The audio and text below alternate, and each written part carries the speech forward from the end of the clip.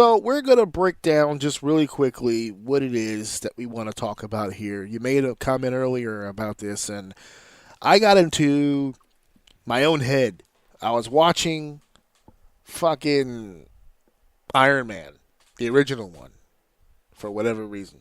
I don't even know. I was cleaning. Shit was on. It was just on TV. Whatever the fuck. And I was watching this movie, and there's something. This was the first of the MCU films.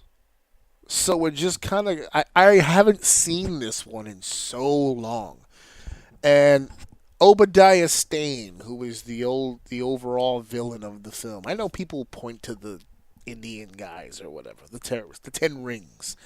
But the real villain of this movie was Obadiah Stane. And one of the things that I liked about his character in that film is that even when you don't know he's the bad guy, like in the beginning of the film, even when you don't know yet that he's the guy who ordered the hit on Tony and he builds his own Iron Man mock version, and before we even get into all that, he was already kind of a menacing, intimidating dude.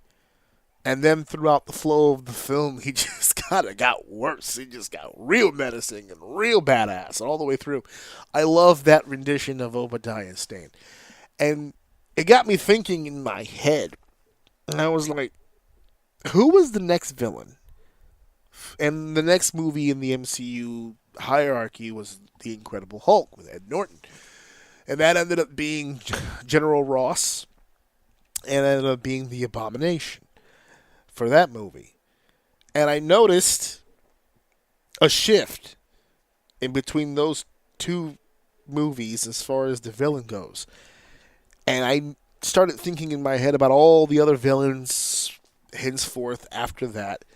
And there was a lot of bouncing of the ball. And there's a lot of different types of villains in the MCU. Not just in the movie world, but in the comic books as well. There's many different types of villains.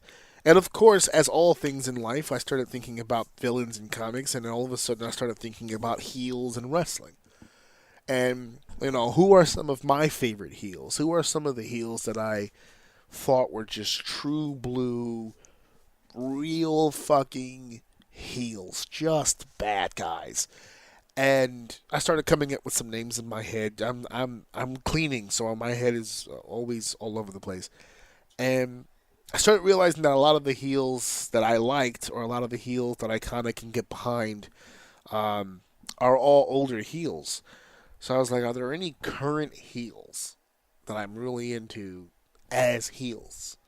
And I don't mean like I like them or I think they're doing good shit. I just, as a bad guy, is he really a bad guy? Is he an asshole? Is he condescending? Is he annoying? Is he ignorant? Is he sick in the head? Just craves destruction, just craves the decimation of the people around him. Is there any element of that real, just bad guy today in any form, not just the wrestling? And I was having trouble coming up with names. I came up with a few, but it is not a lot. And I found this article. I sent it to you. I'm not going to go over the whole thing, but there was a quote to me that stuck out. There was an article called The Art of the Villain. It's an article that was posted on a website called The Reader's Corner. It's a blog. And there was an article put up on this website in 2020, December 3rd, 2020. Did they have the author's name here at the end? Because I'd love to give him credit. It was not a long read, but it was a really well-written fucking article. If I find the name, I'll probably tag it, but I can't find the. It just has a username, jmenil2, whatever. But there's a quote that he wrote in this that I thought was really, really cool. It says, "Without a villain, there is no conflict, no tests of character, no story. So a villain has to be well created and eye-catching, so that we as a reader or a viewer have a character we can get invested in and dislike, or like, depending on a certain point of view." I thought that was a really good definition of what a villain is supposed to be. And when I read that, it really gave me a much better barometer in which to judge said villainy of characters that are supposed to be villains. One of the things that I always tell people when I go to wrestling schools is if you want to be a heel, the best advice that I can give you is to be a heel. Be the bad guy. You don't want to be cheered. You don't want to be liked. You don't want to be this. You don't want to be that. I have since started to change my mind on that because I've been swayed. I always had villainy in one way in my head. It was just like ultimate bad guy, right? Just doesn't give a shit about nothing. But I've been swayed recently on that because someone brought up a very good point to me. Someone who's a teacher that I know. Because I was having this debate in my head days after I first started fucking thinking about it. That's why I'm talking about it now, because I finally came to the end of it with this guy telling me that he said if a villain actually does their best work, they do their best destruction, they do their best fucking shit up when they're at their most popular. That's when they do the most damage. Is when they have people who believe them and are willing to follow them. And he gave an example, and it blew my fucking mind when he said it. He goes, Hitler was a villain. He wanted genocide. He wanted to cleanse an entire race of people, and the only way he was, there was no way he was going to do it. He can't go into the country and just murder a bunch of people on his own. He needed the faith and the belief of those around him to accomplish that goal. Simply being popular does not eliminate the ideology that you are a bad person, or that you have bad thoughts, or that you have an evil-like agenda. All it really means is that you've brought in the people who have shared morals and shared ideas into your cause. You know, it's like the people who, the religious zealots, right? Like Waco, Texas. This one guy convinced all of these people to murder themselves in the eyes of God, or their God, or whoever it was that they worshipped. He was able to convince them of that. And he was a true villain, but his villainy only really worked when he had the belief of the people. So I started changing my thought process a little bit and actually started widening my view on villains. And one of the things that the article talked about, the author says it's one of his least versions of a villain, but at the same time, it's something that's becoming very popular, including, more specifically, in the MCU, which is the sympathetic villain. It's an individual that you can identify with. You understand how they got there. It's like the people who say Thanos was right. Right? When the blip happened in the MCU, there were a bunch of people who said they rejoiced. Yes, I have my family member back or my loved one back or whatever the case. And then there were the group of people who said, well, shit, life was better when they were gone. It was less people, less bullshit we had to deal with. And we were more of a society. Like, they started to believe in their hearts that the genocide that just took place was the right cause of action. So there's different versions of it. There's different vibes of it. When I sent this to you, what was one of the first thoughts you had as far as like what's your definition? Where do you stand when it comes to this person is a villain, a bad guy? I think your original thought and what this article is saying, I think they're both true. I think both Possible, can make yes. very good villains. Yeah. In their own right. Like, in order to be the one that you're thinking, what makes you a good villain then is that you just want to see the world burn. Right. Right? Like, you don't need a reason. Yeah. Like, chaos for the sake of chaos. Yeah. Absolutely. Yeah. Like, that's a good villain. Yeah. But then, on the same hand, I think you're just as good as a villain if your cause, someone can just be like, I kind of get it. Like, you're dick, but you're kind of making sense a little bit. And I think those points also make a very good villain because it's the Robin Hood question, right? Like he steals to feed someone. Like Right. in Yeah, yeah, yeah. someone's eyes, he's a fucking villain. Like you're stealing shit. Stop stealing shit.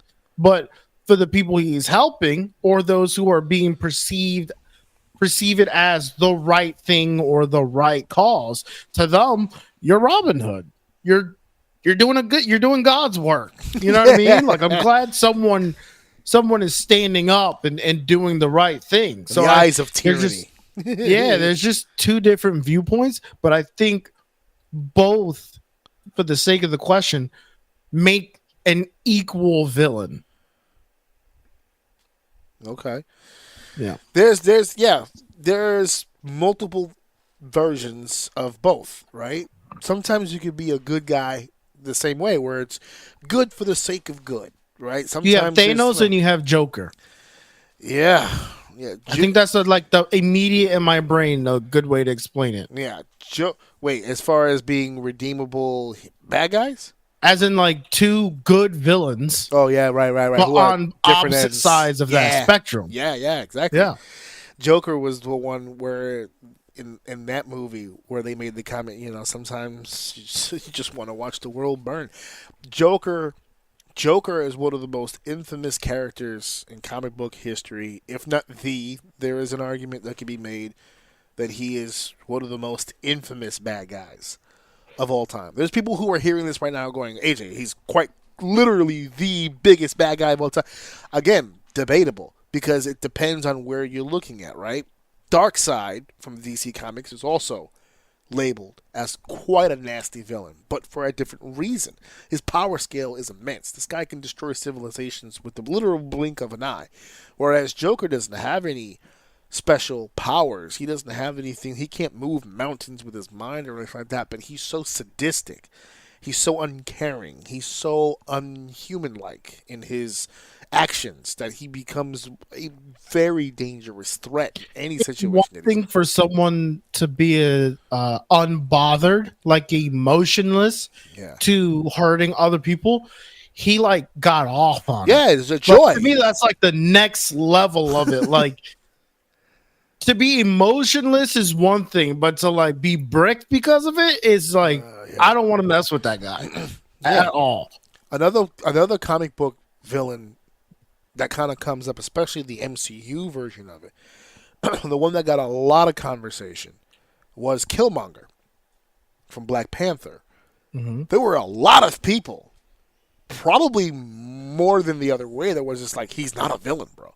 Like, he's not wrong in what he's saying. Like these people treat the Africans and the African Americans like absolute garbage, and Wakanda has the means to liberate all of them, and they're just sitting on it like that. Like, they identified, even down to Killmonger's death scene, when he's about to die, and they're like, "Oh, we could save you," and he was like, "Why? So that you can lock me up." He said, "Nah, throw me in the oceans with my ancestors that knew that death was better than bondage." And you're like, "Oh, you feel that? You feel that?" And like in that moment, you go, "Man, that makes sense." And it almost lets you forget for a second that he's a psychotic fucking murderer. you hear that and you go, "Fuck, I would have liked this guy so much," but he actually is fucking psycho, and he will fucking murder people for zero. Like, it doesn't take much for him to pull the And trigger on a motherfucker. even if he wasn't that, like just his stance alone opposing who's supposed to be the good guy, it's like he almost shines the light on the dark side of a good guy. Like there are people who are going to get isolated from whatever, regardless if it's good or bad, someone will be isolated from whatever stance you make. So that's what made that combo really good, because they were both like really fucking relatable. Yeah. Yeah. When it comes, if I could slip it back to the wrestling part, there's this new wave now of heels that get cheered. Or, like, for instance, like the biggest one that people are debating right now is Seth Rollins. He turned heel at WrestleMania. but no one's behaving like he did. They're still singing the song. They're still. They were actually when he cut the promo right after WrestleMania when he was saying that he won WrestleMania main event. He took the best friend of CM Punk. He took a tribal chief's wise man. He was doing all this gloating, and they were cheering for it. They were like, "Yeah, he did all those things because he's so fucking cool." There was recently a situation where I think it was later that night. Sami Zayn, who was the ultimate underdog babyface, and the crowd loved Sami Zayn. And they sick Braun Breaker on him, and he hits him with the big fucking spear, and he cuts him in half, and the crowd goes, "One more time!" It's like, what the fuck? What do you mean, one more time? I thought you liked him. It's like, we do like him, but we like Braun's spear too. So let's go. Get in there. Cut this motherfucker in half. Let's go. And so, like, we're in a weird place right now, because there are, realistically, and I think this is one of the reasons why back in the day, baby faces, heels, good guys, bad guys, however you want to label them, in fiction, whether you were reading something in writing, or if you were watching television or watching a movie, or however you were getting your entertainment, it's easy to create characters that are clear-cut, this is the good guy, clear-cut, this is the bad guy. But I think sometimes within people, it's hard to delineate, because in real life there's a lot of gray area between good guy and bad guy. Oh yeah, every job there is. Yeah. You have the boss that's an asshole, and then you have the two employees, one that thinks he's a fucking asshole, and the other one who understands that it's business and that you're not delivering. And like, they understand the perspective of the guy, and they think, or they have an understanding that being that way to subordinates is the way you have to act to get results. So you have the one guy who understands that, and the other one who's catching it. So they're both looking at this guy as one's a villain and one's like, he is a dick, but he has to be that way. And that's exactly what we're talking about. Yeah. What was it? Sam said on the plane with Baron Zemo, he's out of line, but he's right. He's telling the guy he's out of line. There's no doubt about it. He's overstepping like a motherfucker, but he's not wrong. He's telling some serious truths here. So yeah, we actually have an excellent example. We'll probably visit this again at our main event on the next segment. Yeah, probably. Because we have a great example of this. We'll get more into it during the main event. But yeah, I genuinely, I wanted to start that conversation here on the show, because I have a feeling we're going to come back to this more than just, more than just in this particular sitting, right? Because we're still ever evolving. Roman Reigns was a heel and somehow turned babyface without doing anything different. He didn't literally do nothing. Anything different. He came back. He's the same and was that guy. fucking guy. And he didn't do the traditional babyface turn things. He hasn't been huggy or emotional. He hasn't apologized for any of his actions. Nothing. He's the same arrogant piece of shit that he was when he was the bad guy. The only babyface things that are happening with him are happening to him.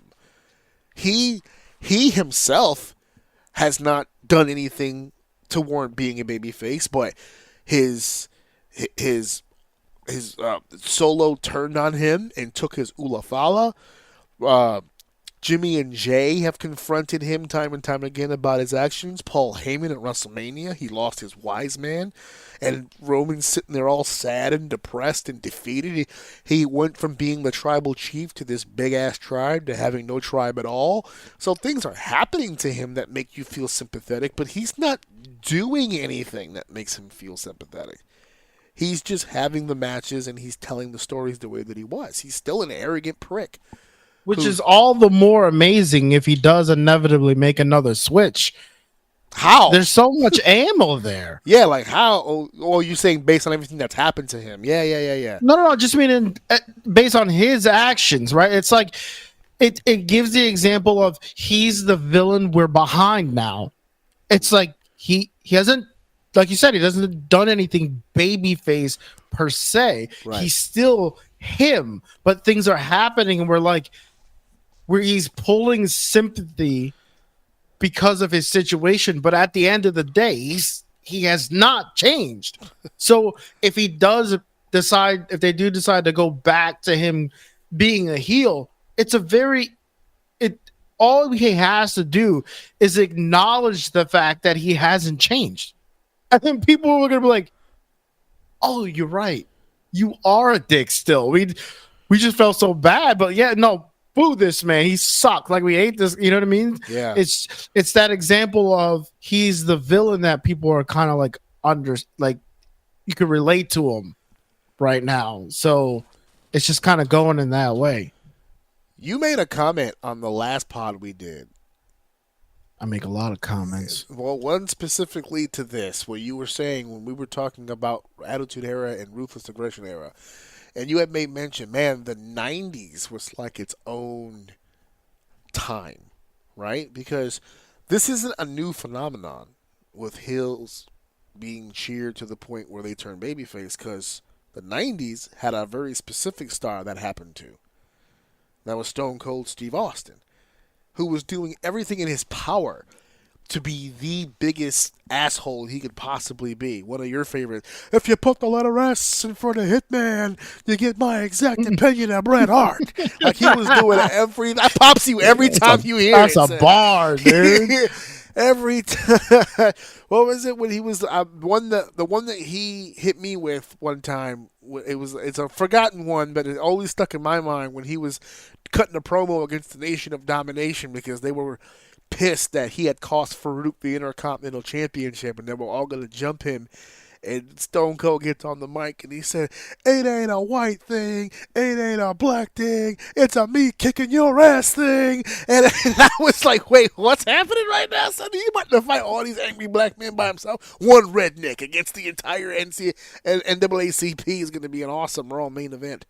But it happened then, and we always attributed it to his rise as a renegade, as an anti-hero. We always attributed that to the 90s because it was just that era, right? All the rebels in the 90s got over as babyfaces. Look at the music, look at the news, look at all that. That whole decade is just riddled with just rebellion. And so, like, I look at today's audience now, and I'm not saying it's the same. I'm not even saying it's going to approach anything like that. But there is something to this audience liking bad shit happening to good people. There's something to it. There's a hint of something there where it's just like they enjoy a good performance. Don't get me wrong, but when you got a guy like everyone giving Cody Rhodes shit at WrestleMania for not hitting John Cena with the belt. You've got the belt in your hand. He's right there. He's been dogging you. He's been talking shit to you. Go ahead and whack him. And he couldn't bring himself to do it. And then John Cena does his whole heel thing, hits him with the belt, beats him 1, 2, 3. And everyone looked at that. And instead of saying, "Wow, what a scumbag John Cena is," they all said, "Wow, what a pussy Cody Rhodes is." And I think that says something about the audience. Now you have to adjust. Now you got to go back to the drawing board and go, we can't have Cody come in here and just be white meat babyface. It's just not going to work that way. The kids are going to buy into it, but it's not going to work across the board. That's why I think it's so hard for people to... It's really... I don't know if you've been picking up on what I'm picking up on, but I feel like it's really hard for people to boo John Cena. It's hard. We'll get there. Yeah, we'll get there. It's hard for people to boo him. And you know, the ending of Backlash really didn't help his cause.